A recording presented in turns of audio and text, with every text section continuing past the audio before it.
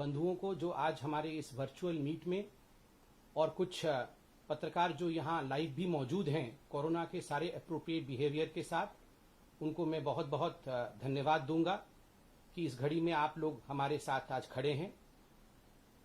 बंधुगण, बहुत दुख के साथ कहना पड़ रहा है कि आज कोरोना काल में जब देश कोरोना के साथ लड़ रहा है, हमें यह पीसी करना पड़ रहा है और मुख्यतः यह प्रेस कॉन्फ्रेंस बंगाल में जो स्थिति अभी बन के उभरी है, जिस प्रकार से वहां हिंसा हो रही है, उस विषय को लेकर है।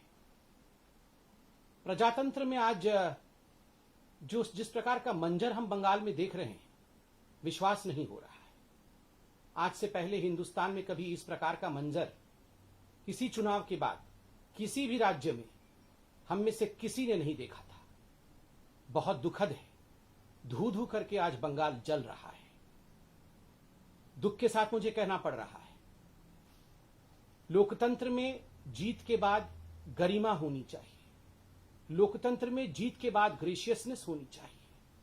जीत को एक्सेप्ट करने में एक गरिमामय तरीका होना चाहिए। आज बंगाल में ये जो तरीका है, जिस प्रकार से आज हम वहां हिंसा देख रहे हैं, ये किसी ने भी नहीं सोचा था कि हिंदुस्तान के लोकतंत्र का इस प्रकार से किसी राज्य में धज्जियां उड़ेंगी। मुझे ये कहते हुए और मुझे ये प्रेस कॉन्फ्रेंस करते हुए भी बहुत दुख हो रहा है। बंधुगण, दिल दहलाने वाले दृश्य सोशल मीडिया में, टेलीविजन चैनल्स के माध्यम से हम सभी देख पा रहे हैं। रूह कांप उठती है ऐसे दृश्य देख के। लोगों के घर में आग लगा दिए गए हैं, लोगों के घर तोड़े जा रहे हैं, कार्यकर्ताओं की हत्या की जा रही है, अराजकता सड़क पर पूरी तरह से छा गई है। काले बादल आज बंगाल के ऊपर हिंसा के रूप में मंडरा रहे हैं और संपूर्ण रूप से वहां जो प्रशासन है वो चरमरा गई है, वो समाप्त हो गया है। हमारे कार्यकर्ता हर मिनट हर घड़ी हमारे नेताओं को फोन कर रहे हैं और एक ही गुहार है, हमें बचा लीजिए, हमें बचा लीजिए। हमारे घरों को, हमारे घर वालों को मारा जा रहा है, हमारे साथ हिंसा हो रही है, हमें बचा लीजिए। सबका एक ही गुहार है। और मैं आज यहां स्पष्टतः बता दूं, ये जो कुछ भी बंगाल में हो रहा है, ये स्टेट स्पॉन्सर्ड है, ये स्टेट स्पॉन्सर्ड वायलेंस है। This is state sponsored violence. ये प्रशासन द्वारा स्पॉन्सर्ड हिंसा है, अराजकता है, आगजनी है, बलात्कार है, क्रूरता है। क्या दोष था उन लोगों का जिन लोगों ने एक अलग विचारधारा को चुनने की कोशिश की?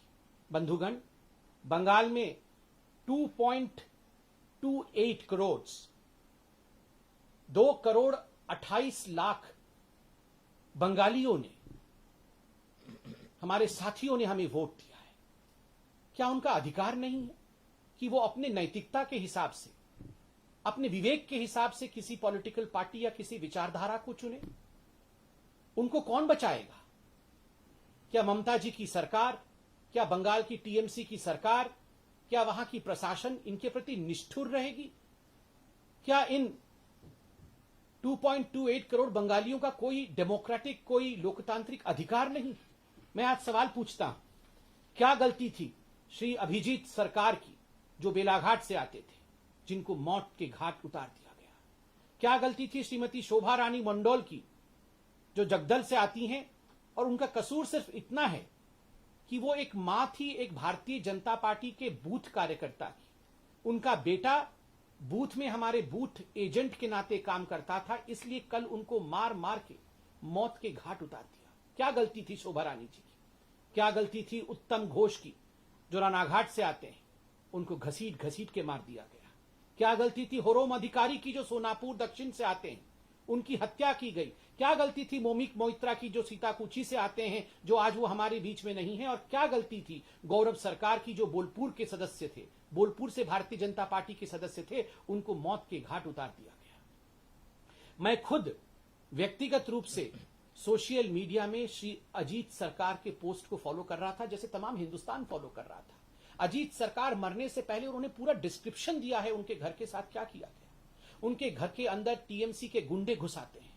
ये जो अजीत सरकार है, ये कुत्तों के प्रति बड़ी इनकी आसक्ति रही है।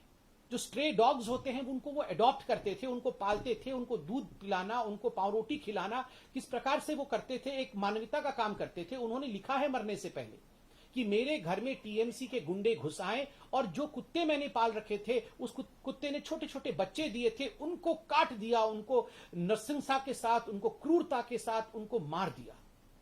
उसके बाद उनके घर में आग लगाई गई और बाद में सड़क में खींच करके उनको लिंचिंग करके बीच सड़क में टीएमसी के गुंडों ने मौत के घाट उतारा। उनकी गलती सिर्फ इतनी थी कि उन्होंने भारतीय जनता पार्टी के लिए काम करने को स्वीकार किया था। बंधुगण, आज इन्हीं सभी विषयों को ध्यान में रखते हुए जिस प्रकार की क्रूरता बंगाल में हो रही है, भारतीय जनता पार्टी के राष्ट्रीय अध्यक्ष आदरणीय श्री जेपी नड्डा जी आज खुद बंगाल जा रहे हैं और सभी कार्यकर्ताओं से हमें अपील है, आप बिल्कुल ना घबराएं। संगठन, पार्टी एकमुश्त होकर आपके साथ खड़ी है। पार्टी के अध्यक्ष अर्थात स्वयं पार्टी आज आपके साथ खड़ी रहेगी, आपके घर पर आएगी, आपसे अध्यक्ष जी मिलेंगे।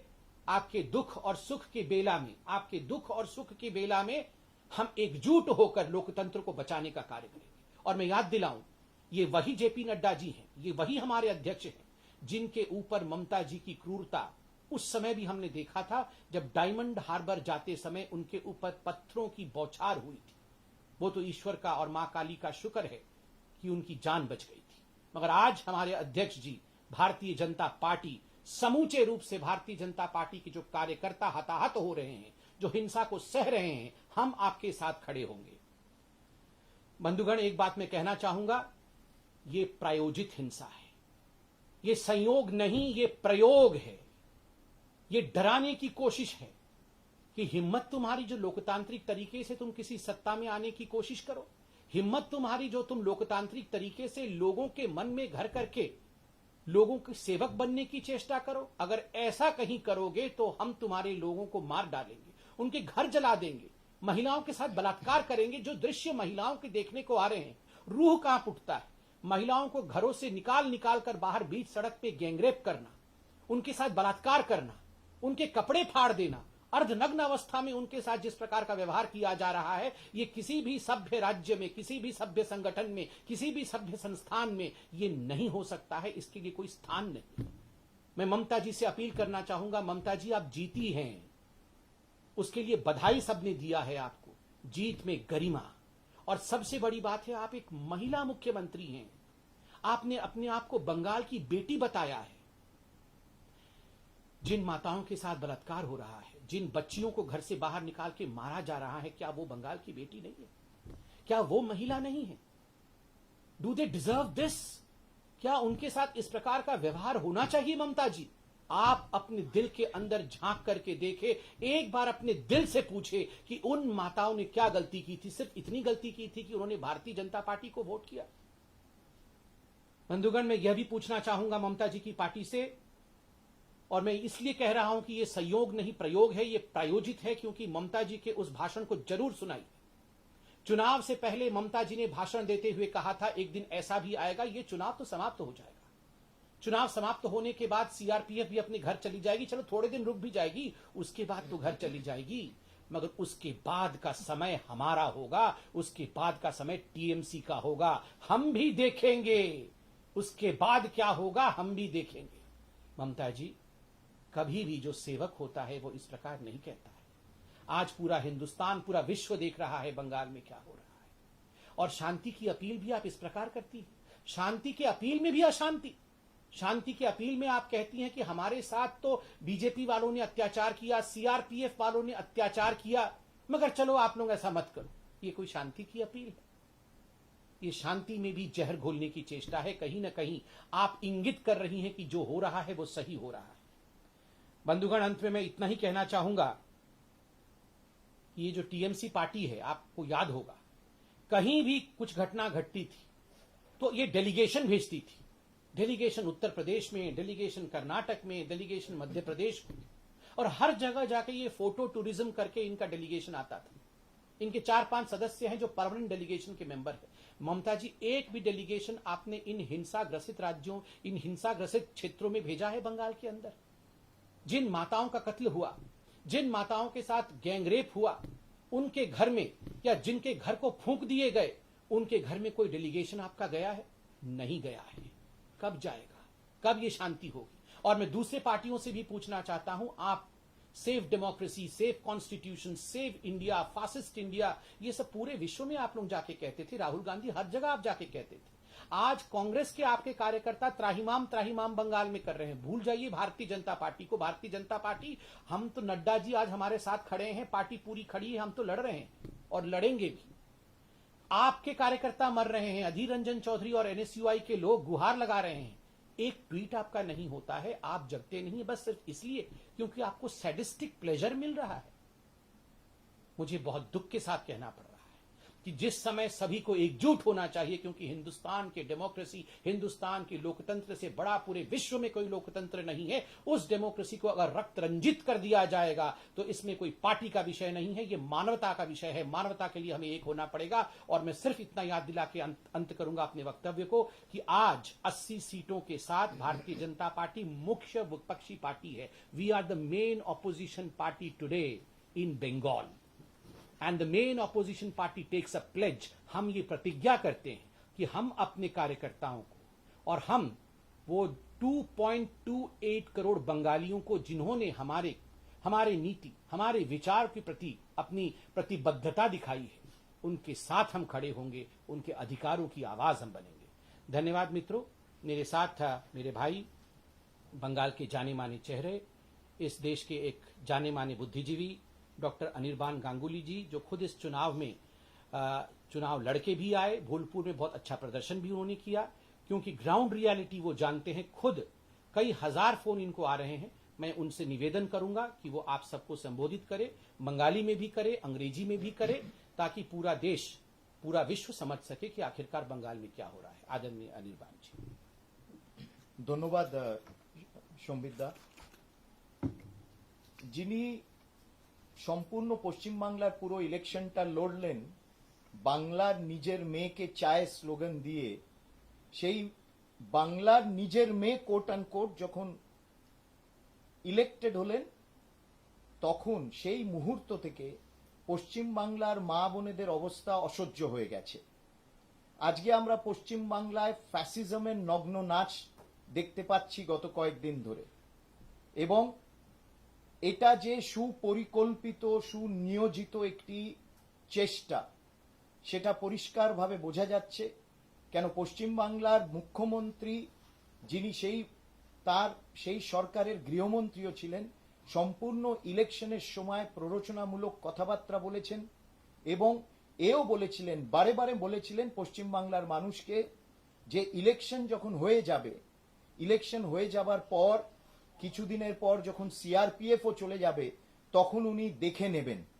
এই রকম তার হাবভাব, তার কথাবার্তা একের পর এক, কিন্তু উনি প্রত্যেকটা জনসভায় এই রকম চমকানি ধমকানি দিয়েছেন এবং এই ভাষা প্রয়োগ করেছেন। আমার বলতে খুব লজ্জা করছে যে তারই দলের রাজ্যসভার সদস্য ডেরিক ওব্রায়ান এই রকম একটি ভয়াবহ পরিস্থিতি তার দল পশ্চিমবাংলায় আজকে করেছে, তা সেই পরিস্থিতির উদ্দেশ্যে বলেছেন এগুলো হচ্ছে সাজানো ঘটনা। আমরা জানি যে পশ্চিমবাংলার মুখ্যমন্ত্রী বরাবর সব বিষয়কে সাজানো ঘটনা বলেন। সেই জন্য এর তীব্র নিন্দা করা তো করছি আমরা, কিন্তু এর সাথে পরিষ্কারভাবে এই কথা বলা হচ্ছে এবং এই কথা আমরা বলছি যে বিজেপি, ভারতীয় জনতা পার্টি আজকে প্রিন্সিপাল অপোজিশন পার্টি, এবং আমরা কিন্তু আমাদের কর্মীদের সাথে একজুট হয়ে রয়েছি। সর্বভারতীয় সভাপতি জেপি নাড্ডা মহাশয় আজকে ইতিমধ্যে পশ্চিমবাংলার জন্য রওনা হয়েছেন। উনি পশ্চিমবাংলায় থাকবেন এবং যে কর্মী আক্রান্ত হয়েছে তাদের পরিবারের সাথে উনি দেখা করবেন, তাদের সাথে কথা বলবেন এবং তাদের পাশে দাঁড়াবেন। আমাদের ভাবা উচিত যে পশ্চিমবাংলায় বিজেপি প্রায় 2 কোটির ওপর ভোট পেয়েছে এবং 2 কোটির ওপর পশ্চিমবাংলার মানুষ বিজেপিকে ভোট দিয়েছে। এবং আমাদের প্রশ্ন হলো, পশ্চিমবাংলার নবনির্বাচিত মুখ্যমন্ত্রীর সামনে, তার দলের সদস্যদের সামনে, তার নবনির্বাচিত সব এমএলএদের সামনে যে এই 2 কোটি প্লাস মানুষ যে ভারতীয় জনতা পার্টিকে ভোট দিয়েছে, সমর্থন এবং তাদের ভোটাধিকার প্রয়োগ করেছেন, তাদের কি কোনো মানবাধিকার নেই? তাদের কি কোনো রকম রাইটস নেই?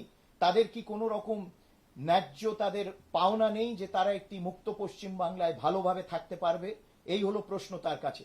পরিষ্কারভাবে যেরকম ভাবে বীরভূমের অবস্থা, বোলপুরে আমাদের কর্মী, সক্রিয় কর্মী গৌরব সরকার, তাকে এবং তার ভাইকে সকালবেলায় দুপুরবেলায় বাড়ি থেকে বার করে গৌরবকে লিঞ্চ করা হলো এবং তার ভাইকে বেধড়ক পেটানো হলো।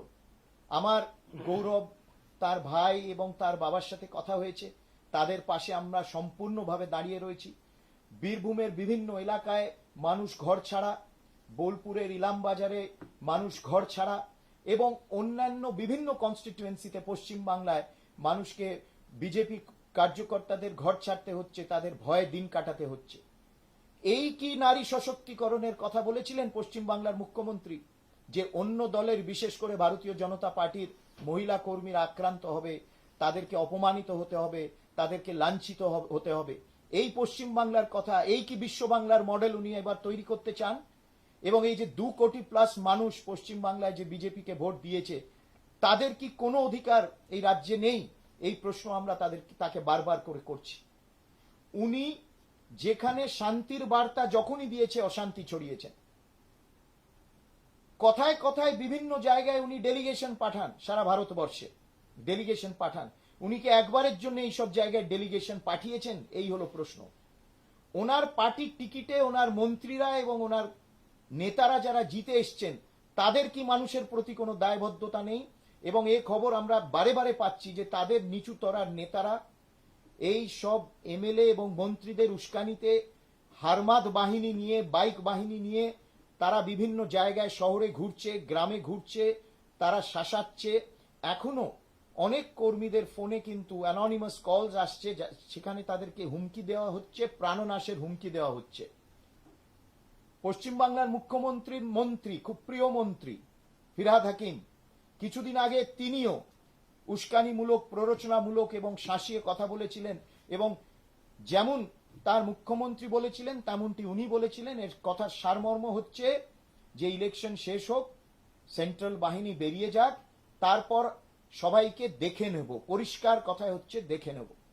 আজকে পশ্চিম বাংলায় যা হচ্ছে, এ হচ্ছে একটি পোগ্রম এবং এ হচ্ছে জেনোসাইডের দিকে যাচ্ছে। কিন্তু একতরফা ভারতীয় জনতা পার্টি কর্মীদের এবং সমর্থকদের মারধর করা হচ্ছে, বাড়িঘর ছাড়া হচ্ছে, ঘর ছাড়া করা হচ্ছে। এই ঘর ছাড়ার রাজনীতি এমন একটি চরম পর্যায়ে পৌঁছেছে যে আমাদের ভাবতে হবে যে আগামী দিনে এই রকমই পশ্চিম বাংলা চলবে নাকি এর অবসান ঘটবে। এবং যে সকল মানুষজন, কেননা একেবারেই কানে আসছে না যে বিদ্বজ্জন, বাঙালি সমাজের বিদ্বজ্জনরা সব চুপ করে রয়েছেন, তাদের কোনো টু শব্দ কিন্তু আমাদের কানে আসছে না। আজকে 3 দিন হয়ে গেল। যারা উঠতে বসতে ভারতের রাষ্ট্রপতিকে চিঠি লিখত প্রধানমন্ত্রী নরেন্দ্র মোদীর বিরুদ্ধে, যারা উঠতে বসতে প্রেস কনফারেন্স করতেন মানবাধিকার রক্ষার জন্য, যারা উঠতে বসতে কলকাতার প্রেস ক্লাবে গিয়ে প্রেস কনফারেন্স করে সেখানে মানবাধিকার রক্ষা করার আহ্বান জানাতেন, তারা গত 72 ঘন্টা হয়ে গেল কিন্তু তারা চুপ করে আছে। কেন তারা চুপ করে আছেন? আমার এই প্রশ্ন তাদের কাছে। আপনারা কি বেনিফিটেড? আপনারা কি পাবার রাজনীতি করেন তৃণমূলের সাথে, তৃণমূল কংগ্রেসের নেত্রীর সাথে? তাদের আমরা কিন্তু কোনো রকম কথাবার্তা আমি শুনতে পেলাম না। এবং যারা পশ্চিম বাংলার মানুষ, যারা তৃণমূল কংগ্রেসকে ভোট দিয়েছেন, তাদের কাছে আমার একটি অ্যাপিল এবং একটি প্রশ্ন, যে আপনারা নিজেদের কনসিয়েন্সে, নিজেদের অন্তরে একবার উঁকি মেরে দেখবেন যে আজকে যেটা হচ্ছে সেটা ঠিক হচ্ছে কিনা।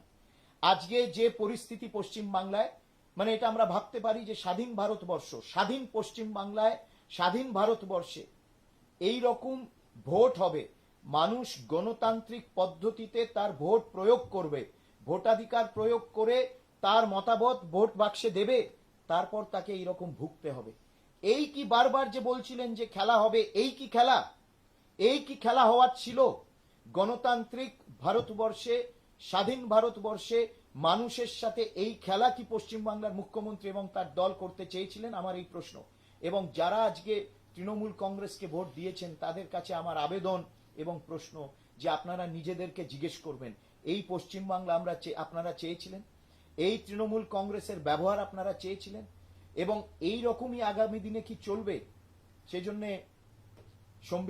সম্বিতদা যেটা বললেন পরিষ্কার যে ভারতীয় জনতা পার্টির সর্বোচ্চ নেতৃত্ব একেবারে এক হয়ে দাঁড়িয়ে রয়েছে তাদের কর্মীদের সাথে ইতিমধ্যে সর্বভারতীয় সভাপতি যাচ্ছেন আমি নিজেও আবার পশ্চিম বাংলায় আমি দিল্লিতে এসেছিলাম দিল্লিতে এসে কালকে আমাদের দীর্ঘক্ষণ বৈঠক হয়েছে এবং সেই বৈঠকে অনেক নির্ণয় নেওয়া হয়েছে আজকে সর্বভারতীয় সভাপতি যাচ্ছেন এবং কেন্দ্রীয় গৃহ মন্ত্রণালয়ে রিপোর্ট তলব করেছেন রাজ্য সরকারের থেকে এবং আশা করি সেই রিপোর্ট ঠিক মতো সেই রিপোর্ট যেন সত্য রিপোর্ট হয় এবং সেই রিপোর্ট যেন কেন্দ্রের কাছে পৌঁছয় এবং সকল ভারতীয় জনতা পার্টির কর্মীদের উদ্দেশ্যে আমরা এই কথা বলতে চাই আমরা যারা এখানে রয়েছি এই কথা বলতে চাই যে সম্পূর্ণ দল যেটা সম্বিতদা বলেছেন সম্পূর্ণ দল সারা দেশের কর্মী ভারতীয় জনতা পার্টির কর্মী তারা তোমাদের সাথে আছে পশ্চিম বাংলার মানুষ যারা ভারতীয় জনতা পার্টিকে সমর্থন করেছে তাদের সাথে আছে পশ্চিম বাংলার সকল ভারতীয় জনতা পার্টির কর্মীদের সাথে আছে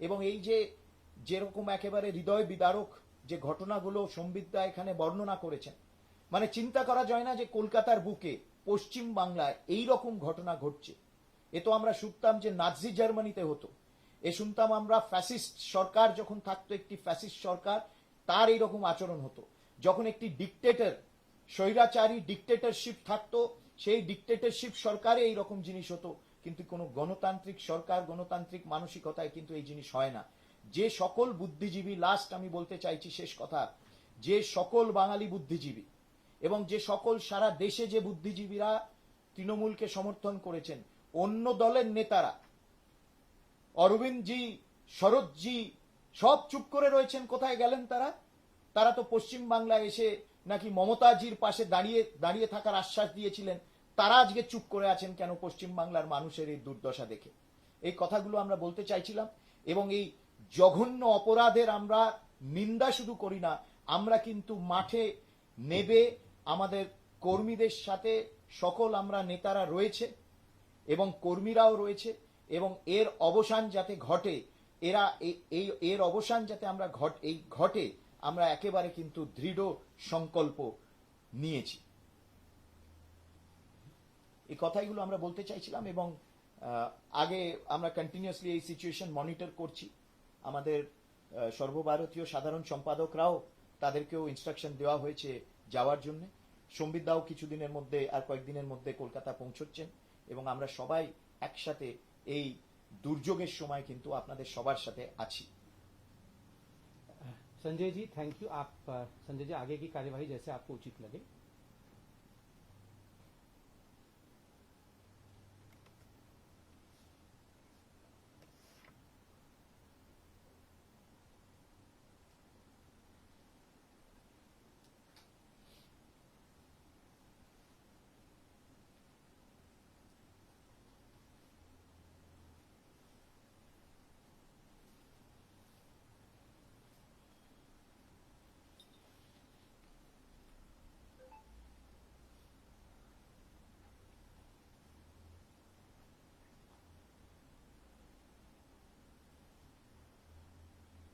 संबित जी मेरा सवाल आपसे है हाँ यहाँ एक नीरज जी सवाल पूछ रहे हैं संजय जी आपकी अनुमति हो तो यहाँ नीरज जी व्यक्तिगत रूप से मौजूद हैं एबीपी न्यूज से आपकी अनुमति हो तो मैं सवाल ले लूं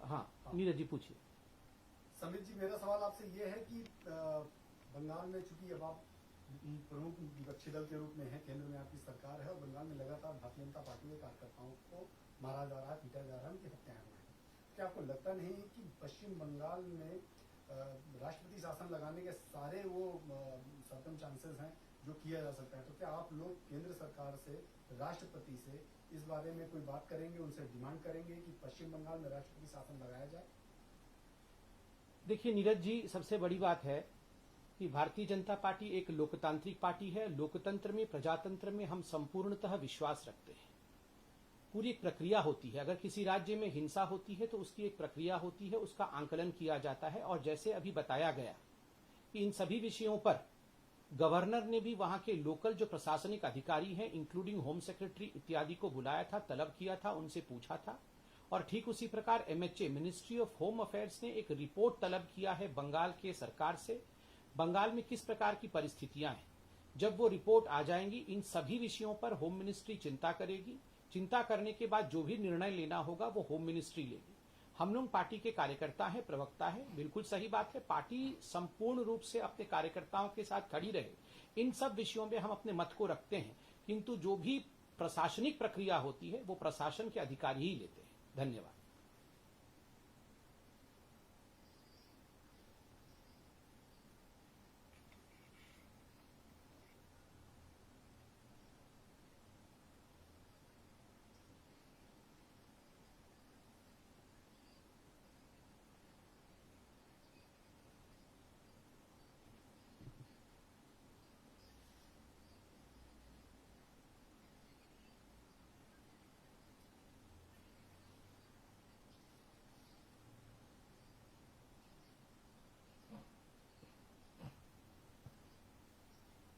So I will take my part, and thereafter I would ask Dr. Anirbanji to answer the second part. Payal, first and foremost, I would request you also to be extremely safe, because you all have been following your timeline in the social media, and we have seen as to how some of the goons, in fact, have attacked you while you were in the counting center of Subhendu Adhikari ji in Nandigram. So that is for the world to see. And well, yes, as far as how would we make our people keep patience, those who are in fact facing the terror which has been unleashed, my answer would be, first and foremost, I would like to pay my obeisance to the Karyakartas of West Bengal, the BJP Karyakartas of West Bengal. Payalji, it is long since our Karyakartas have faced this kind of violence.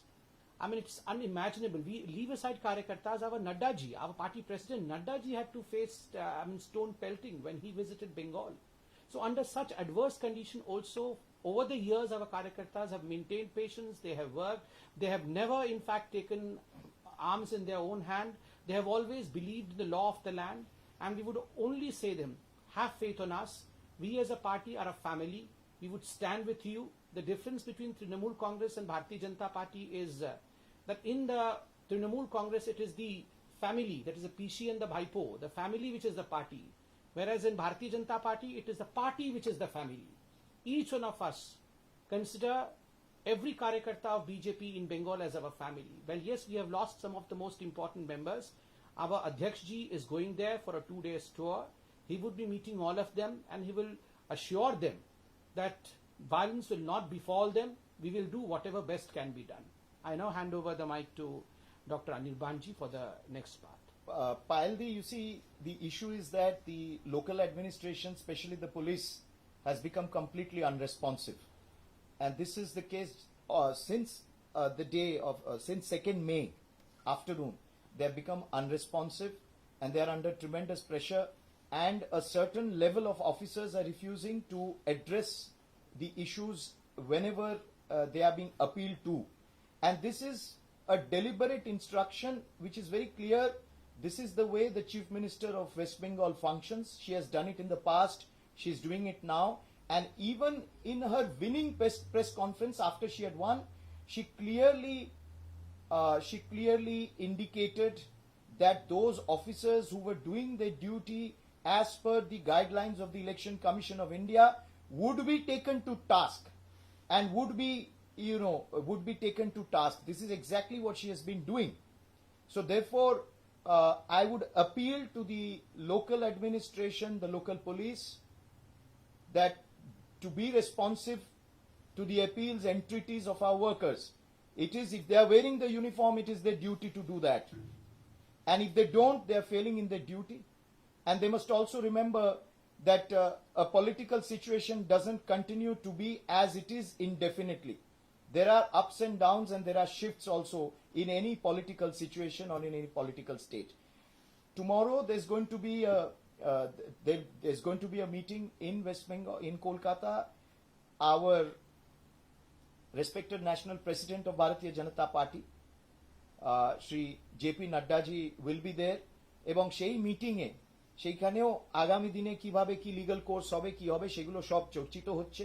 কিন্তু আবার আমি এখানে বলবো যে police প্রশাসন এবং পশ্চিম বাংলার প্রশাসন, কেননা চিফ সেক্রেটারি জানেন, হোম সেক্রেটারি জানেন, ডিজি জানেন, এবং তাদের গভর্নর মহাশয়ের সাথেও মিটিং হয়েছে।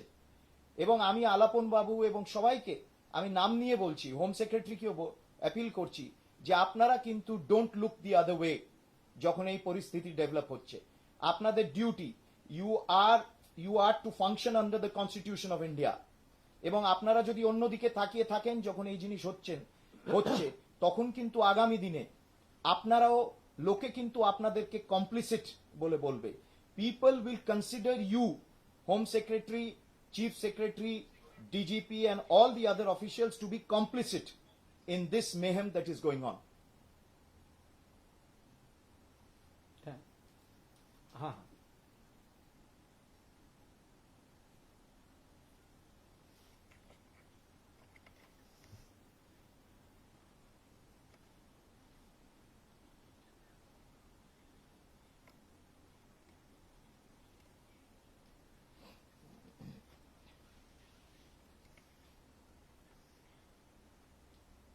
See, as in fact has been kept that our party president Nadda ji is on his 2-day visit to West Bengal, and of course all these issues will crop up. What kind of demand would be kept forth by the Bharatiya Janata Party would be decided there by the party president, looking into the circumstances that have taken place. But most importantly, look at the goriness of it. How grotesque is it? I mean, just imagine while one of our victims, one of our party karyakartas who is a victim now, Abhijit Sarkar, he was doing a Facebook Live, and in the Facebook Live he mentions the atrocities that his family and he himself has faced under the local newly elected TMC MLA. And thereafter he's lynched and he's killed on the streets of Bengal. This is something which has an electronic evidence.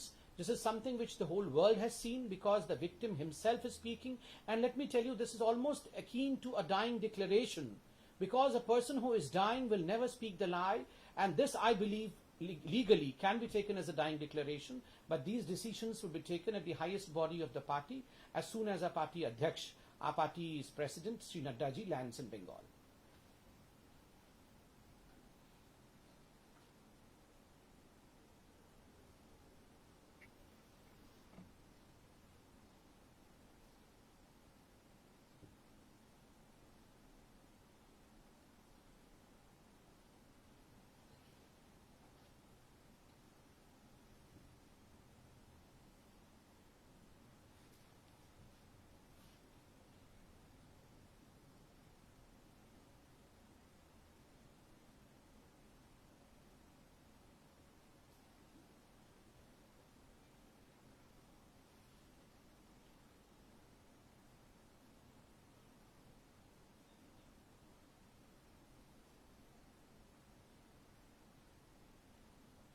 नहीं, आपने भी ये सवाल पूछा, और इससे पहले पायल जी ने भी यही सवाल पूछा था कि क्या लीगल ऑप्शंस हमारे पास होंगे, कानूनी पहलू हम किस प्रकार से हैंडल करेंगे। और बिल्कुल सही सुझाव आपने दिया है कि उच्चतम और सर्वोच्च न्यायालय के दरवाजे को हम खटखटाएंगे या नहीं। मुझे लगता है अभी केंद्र सरकार ने एक रिपोर्ट भी मांगा है। आदरणीय नड्डा जी अभी बंगाल पहुंच रहे हैं। सभी स्थितियों को देख करके ये निर्णय किया जाएगा, और हमारे कार्यकर्ताओं को बचाने के लिए, और केवल हमारे कार्यकर्ता ही नहीं, जिन लोगों ने लोकतंत्र के इस महापर्व में भाग लिया, अगर उनका जानो माल खतरे में है, तो लोकतंत्र को बचाने के लिए और उन लोगों को बचाने के लिए, उन बंगालियों को बचाने के लिए हमें कहीं भी जाना पड़े, हमें अगर हाईकोर्ट जाना पड़े, हमें अगर सुप्रीम कोर्ट जाना पड़े, तो हम हर दरवाजे को खटखटाएंगे, मगर किसी भी कीमत पर लोकतंत्र पर आंच नहीं आने देंगे।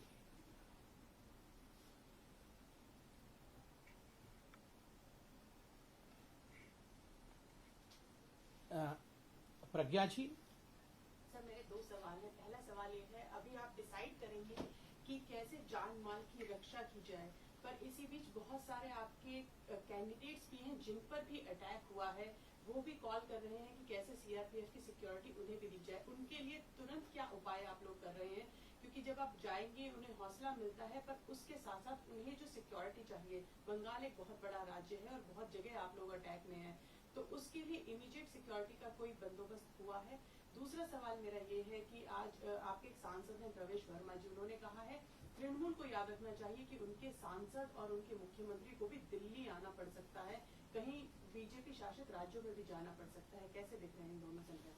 दोनों का उत्तर देता हूं। पहली बात तो है किसको किस प्रकार से सेंट्रल सिक्योरिटी मिलेगी इसका निर्णय पार्टी नहीं करती है, ना ही प्रवक्ता इन विषयों पर कुछ बता सकते हैं। इसका निर्णय केंद्र सरकार कुछ पैरामीटर्स के आधार पर करती है। मुझे लगता है हमें इंतजार करना चाहिए। जो रिपोर्ट केंद्र सरकार ने राज्य सरकार से मांगा है उस रिपोर्ट के मुताबिक केंद्र सरकार जरूर कदम उठाएगी, इसमें कोई दो मत नहीं है। सभी के जान को और सभी के जानो माल को बचाना ये हमारा कर्तव्य है। आपका दूसरा प्रश्न है कि प्रवेश वर्मा जी ने कुछ कहा कि वहां के नेता शायद दिल्ली आएंगे। मैंने ये देखा नहीं है, मगर मुझे लगता है, मैं देखूंगा इसके बाद प्रेस कॉन्फ्रेंस के बाद कि उन्होंने एग्जैक्टली क्या कहा है। मुझे लगता है उन्होंने शायद कहा होगा कि सुप्रीम कोर्ट में हियरिंग इत्यादि अटेंड करने के लिए, क्योंकि इस विषय को अगर लेकर कोई कार्यकर्ता सुप्रीम कोर्ट जाता है तो सुप्रीम कोर्ट से न्याय की प्रक्रिया से डरना चाहिए किसी भी वैसे व्यक्ति को जो अत्याचार और हिंसा फैला रहा है। मुझे लगता है उस संदर्भ में उन्होंने कहा होगा। मैं फिर भी उसको देखूंगा। अंतिम प्रश्न कोई पूछ रहे थे? हाँ अजय जी।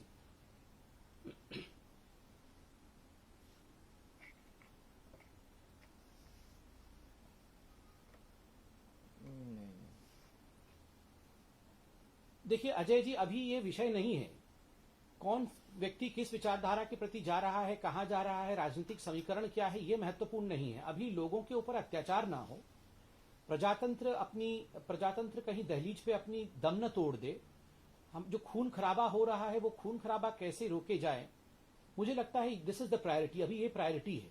अभी राजनीतिक समीकरण बिल्कुल महत्वपूर्ण नहीं है। हमारी पार्टी राजनीति से ऊपर प्रजातंत्र को रखती है, लोकतंत्र को रखती है। हम अभी उस पर ध्यान देंगे।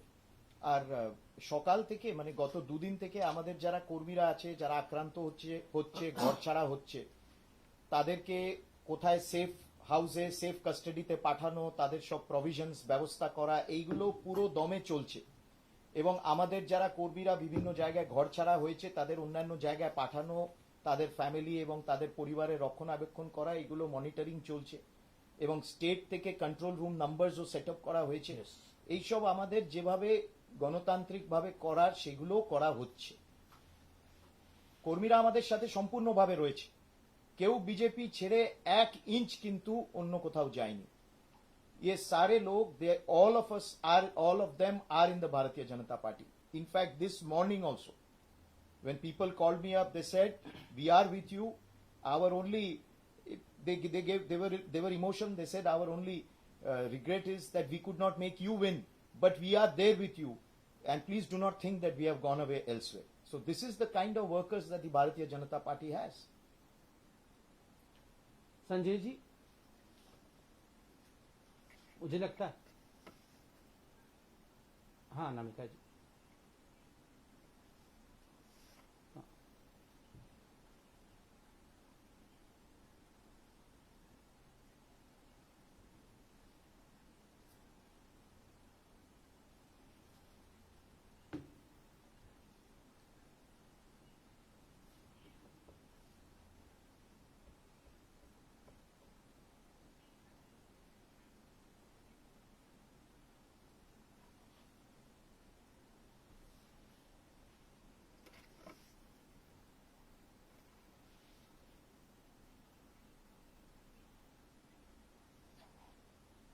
देखिए अनामिका जी, आपके इस चैनल के माध्यम से और आज जिस वर्चुअल मीट में आप सभी बड़े पत्रकार जुड़े हुए हैं, एक बात भारतीय जनता पार्टी का एक छोटा सा कार्यकर्ता होने के नाते, एक प्रवक्ता होने के नाते, हम दोनों भाई जो यहाँ बैठे हैं, हम लाखों करोड़ों अपने कार्यकर्ताओं को, और केवल कार्यकर्ताओं को ही नहीं, जिन लोगों ने हमारे पार्टी को वोट दिया और जिन लोगों ने हमारे पार्टी को वोट नहीं भी दिया, उन लोगों को आश्वासित करना चाहते हैं कि आप बिल्कुल निश्चिंत रहिए।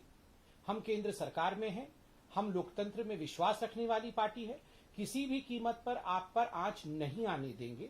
हम आपके साथ खड़े रहेंगे। और सबसे बड़ा प्रमाण है कि भारतीय जनता पार्टी के राष्ट्रीय अध्यक्ष जेपी नड्डा जी स्वयं बंगाल की भूमि में जा रहे हैं।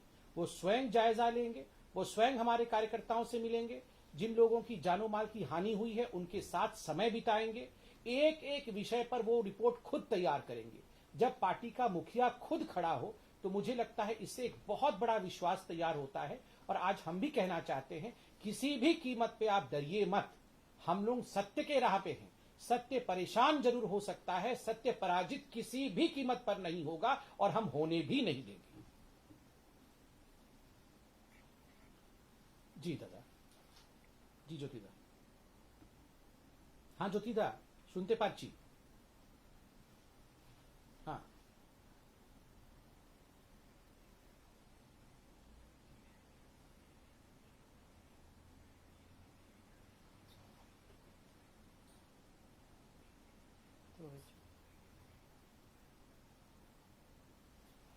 नहीं, मैंने व्यक्तिगत रूप से वो देखा नहीं है। अभी ये सवाल मेरे से पूछा गया था। मुझे लगता है वो सुप्रीम कोर्ट में या कहीं केस होगा तो शायद आना पड़ सकता है अपीयर करने, ये विषय पे किसी ने कहा होगा, मगर मैं उस पर देखूंगा या who has said what, we will see that.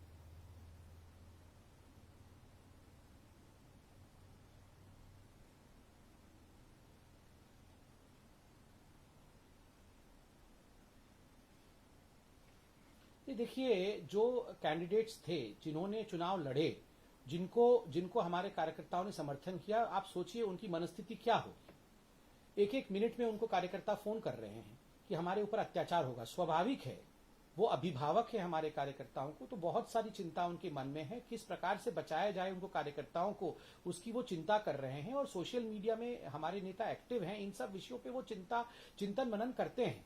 मगर अंतिम निर्णय जो है, ये निर्णय पार्टी के अध्यक्ष खुद जा रहे हैं। सब कुछ देखने के पश्चात, सर्कमस्टेंसेस को उनकी मुआयना करने के पश्चात खुद अध्यक्ष जी ही लेंगे।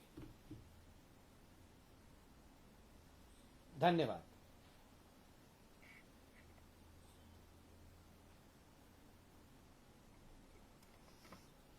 धन्यवाद। कर सकते हैं, कंसल्टेंस करना है आप लीजिए। और कोई टिकता है, देखिए बहुत स्ट्रिक्टली हम लोग को जितना बोला